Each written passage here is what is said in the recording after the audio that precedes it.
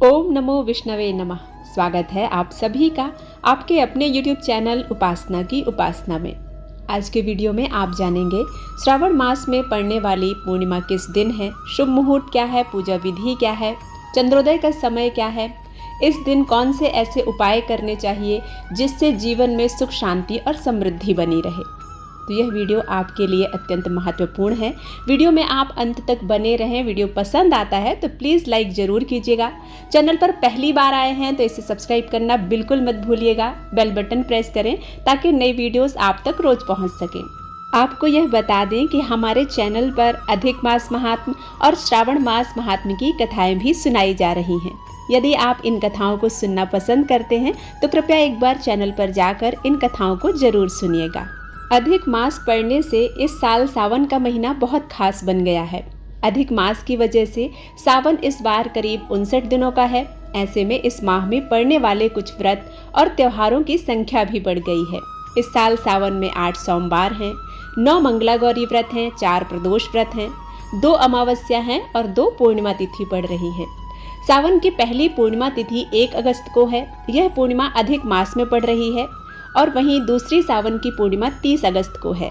अधिक मास की पूर्णिमा तिथि पर सत्यनारायण भगवान की पूजा करते हैं और कथा सुनते हैं। वैसे तो हर पूर्णिमा को ही सत्यनारायण भगवान की कथा अधिकतर लोग सुनते हैं, लेकिन इस साल श्रावण मास के साथ अधिक मास भी चल रहा है और अधिक मास में भगवान पुरुषोत्तम अर्थात श्री हरि विष्णु भगवान की पूजा की जाती है। तो देवाधिदेव महादेव और भगवान श्री हरि विष्णु का मिलन का यह समय है और इस अवधि में इस पूर्णिमा पर विशेष रूप से सत्यनारायण भगवान की कथा घर में करवानी चाहिए। श्रावण अधिक मास के शुक्ल पक्ष की पूर्णिमा तिथि की शुरुआत 1 अगस्त दिन मंगलवार को सुबह 3:51 से हो रही है। यह तिथि 1 अगस्त की देर रात 12:01 पर समाप्त होगी। उदया तिथि को देखते हुए सावन अधिक मास पूर्णिमा 1 अगस्त को ही मनाई जाएगी। पूर्णिमा तिथि पर स्नान दान का विशेष महत्व होता है। ऐसे में सावन अधिक मास पूर्णिमा तिथि पर पूर्णिमा के दिन स्नान दान के लिए ब्रह्म मुहूर्त सबसे उत्तम होता है। सावन अधिक मास पूर्णिमा के दिन स्नान दान के लिए पहला मुहूर्त प्रातः 4:18 से प्रातः 5 बजे तक है। इसके बाद दूसरा मुहूर्त सुबह 9:05 से लेकर दोपहर के 2:09 तक है।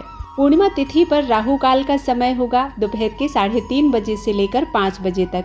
इस अवधि में न तो कोई भी शुभ कार्य किए जाते हैं, न ही दान धर्म किया जाता है। राहु काल की कुल अवधि 90 मिनट की होती है। इस अवधि में आपको किसी भी तरह के शुभ और मांगलिक कार्यों को नहीं करना चाहिए। श्रावण अधिक मास की पूर्णिमा के दिन चंद्रमा का उदय शाम 7:16 पर होगा। इस अवधि में आपको चंद्रमा को अर्घ्य प्रदान करना है। व्रत करने वाले को अर्घ्य प्रदान करने के बाद ही व्रत का पारण करना चाहिए। सावन अधिक मास की पूर्णिमा पर बहुत ही खास योग बन रहे हैं। 1 अगस्त को प्रातः काल से लेकर सुबह 6:53 तक प्रीति योग होगा। इसके बाद में आयुष्मान योग शुरू होगा जो पूरे दिन रहेगा। इस दिन अभिजीत मुहूर्त दोपहर 12 बजे से लेकर 12:54 तक रहेगा। पूर्णिमा तिथि भगवान विष्णु और चंद्रमा की पूजा के लिए समर्पित होती है। इस दिन देवाधिदेव महादेव, माँ पार्वती और शिव परिवार की पूजा की जाती है। इस दिन चंद्रमा की पूजा करने से कुंडली में चंद्र की स्थिति मजबूत होती है और चंद्र दोष दूर होता है। वहीं भगवान विष्णु की पूजा करने से जीवन में खुशियाँ आती हैं, धन संपत्ति की वृद्धि होती है। इस दिन पूर्णिमा मंगलवार के दिन पड़ रही है तो इस दिन मंगला गौरी व्रत भी रखा जाएगा। माँ पार्वती की विशेष रूप से भगवान शिव के साथ पूजा करना सुहागिन औरतों के लिए विशेष शुभ माना गया है। इस दिन आप पीपल वृक्ष की पूजा करें। पीपल वृक्ष पर सुबह 10 बजे से पहले अर्घ अर्पित करके आटे से बना हुआ शुद्ध घी का दीपक समर्पित करें। अधिक श्रावण मास की पूर्णिमा के दिन यदि आप पीपल वृक्ष की, बेल वृक्ष की और तुलसी वृक्ष की विधिवत पूजा करते हैं तो आपको इस व्रत का पूर्ण फल प्राप्त होता है। भगवान श्री हरि विष्णु और माता महालक्ष्मी की कृपा प्राप्त होती है। इस दिन प्रातःकाल पूजा करना चाहिए, दीपक प्रज्वलित करना चाहिए और शाम को पुनः प्रदोष काल में दीपक प्रज्वलित करना चाहिए। संध्या समय अर्घ समर्पित नहीं करते हैं पीपल वृक्ष या तुलसी या बेल वृक्ष में, लेकिन दीपक समर्पित करते हैं, दीपदान करते हैं और अपनी मनोकामनाओं को कहते हैं। पीपल वृक्ष में 33 कोटि के देवता निवास करते हैं और जब हम पीपल वृक्ष की पूजा करते हैं तो समस्त देवता देवी गणों की स्वतः ही पूजा पूर्ण हो जाती है। पूर्णिमा तिथि भगवान श्री हरि विष्णु को समर्पित होती है। इसलिए भगवान श्री हरि विष्णु की श्रद्धा विश्वास के साथ पूजा करते हैं और पूजन में तुलसी दल समर्पित करते हैं। लेकिन ध्यान रखें, पूर्णिमा तिथि पर ना तो आप बेल पत्र तोड़ें और ना ही तुलसी दल तोड़ें। इसके एक दिन पहले ही आप तोड़कर रख सकते हैं। हाँ, यदि द्वादशी है तो आप द्वादशी को भी ना तो तुलसी पत्र तोड़ें और ना ही बेल पत्र तोड़ें। त्रयोदशी को भी बेल पत्र नहीं तोड़ा जाता है। तो इस स्थिति में आप पहले से रखी हुई तुलसी दल भगवान विष्णु को अर्पित कर सकते हैं और पुरानी चढ़ी हुई बेलपत्र भगवान शिव को अर्पित कर सकते हैं। इसमें किसी प्रकार का कोई दोष नहीं होता है। श्रावण अधिक मास पूर्णिमा तिथि पर सत्यनारायण भगवान की कथा करने का शुभ मुहूर्त सुबह 7 बजे से लेकर 9:30 बजे तक है। इस अवधि में आप सत्यनारायण भगवान की कथा अपने घर में करवा सकते हैं या स्वयं भी कथा का पाठ कर सकते हैं। पूर्णिमा, अमावस्या और प्रदोष, इन 3 तिथियों पर घर में विशेष रूप से हवन करना चाहिए। हवन छोटा ही सही, लेकिन हवन अवश्य करना चाहिए। पूर्णिमा का दिन वह दिन होता है जब सारी ब्रह्मांडीय ऊर्जा सीधे पृथ्वी पर गिरती है और चंद्रमा उन भक्तों को आशीर्वाद देते हैं जो पूरी श्रद्धा से उनकी पूजा करते हैं। एक ही दिन भगवान शिव और भगवान विष्णु की पूजा करना अत्यधिक शुभ होता है। पूर्णिमा तिथि पर लोग पवित्र स्थानों पर जाते हैं और गंगा नदी में स्नान करते हैं। पूर्णिमा का व्रत करने वाले को या जो व्रत नहीं भी करते हैं, इस दिन ब्रह्म मुहूर्त में उठकर स्नान करना चाहिए। स्नान के जल में थोड़ा सा गंगा जल अवश्य मिलाना चाहिए। इससे गंगा नदी के स्नान का पूर्ण फल प्राप्त होता है। स्नान के बाद साफ स्वच्छ वस्त्र धारण करें। इसके बाद पूजा स्थल पर जाकर कुशा से अपने आप को पवित्र करें। 3 बार आचमन करें।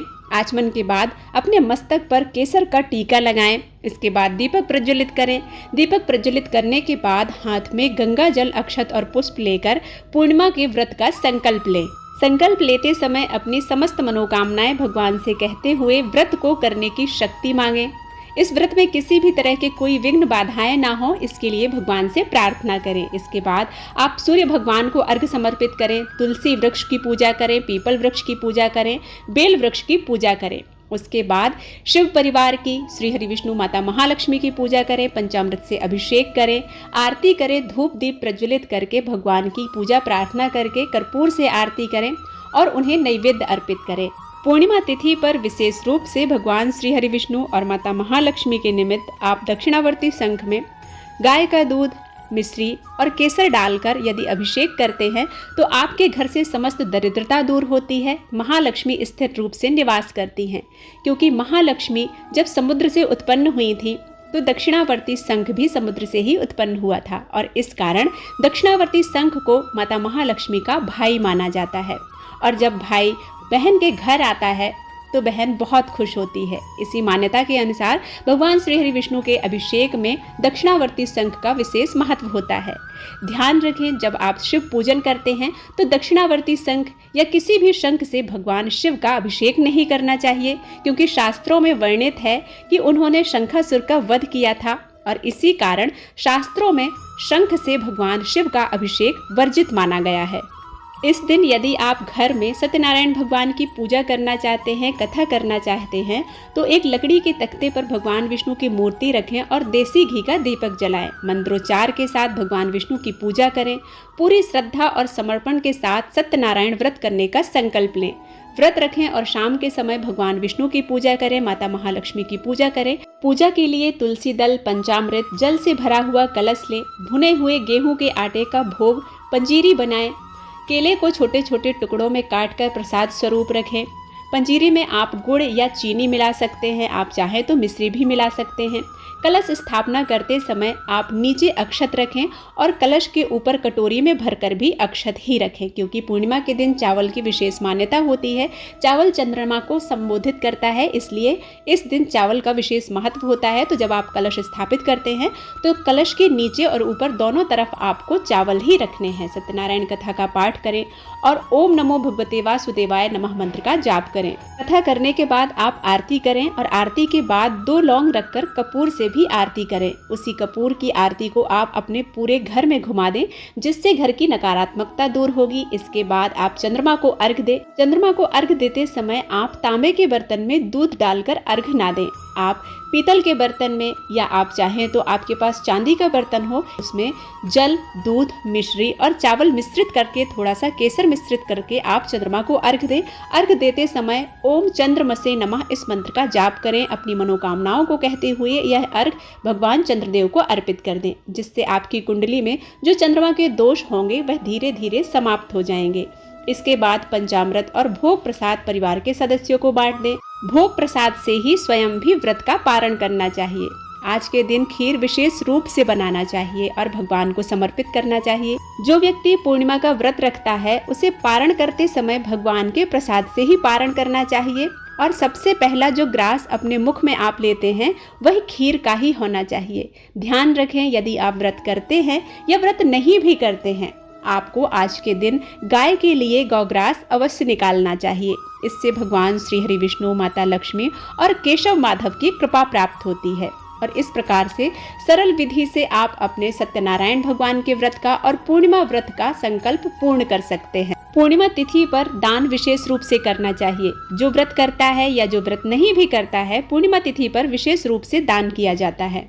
इस दिन जो निर्धारित समय है, आप उस अवधि में दान अवश्य करें। यदि आप उस समय दान नहीं कर सकते हैं तो आप दान पारण करने से पहले निकाल कर घर में जरूर रख लें और अगले दिन या उसके बाद जब भी आपके समय हो, जो आपको यथेष्ट ब्राह्मण या सुयोग्य पात्र मिले, आप उसे वह दान सामग्री दे दें। इससे आपको आपके पूर्णिमा व्रत का, सत्यनारायण व्रत का पूर्ण फल प्राप्त होगा। उम्मीद है कि यह जानकारी आप सभी को पसंद आई होगी। यदि पसंद आती है तो लाइक करना मत भूलिएगा। जानकारी अच्छी लगे तो शेयर भी कीजिएगा। मिलते हैं एक नए वीडियो के साथ, तब तक के लिए जय श्री कृष्णा, राधे राधे।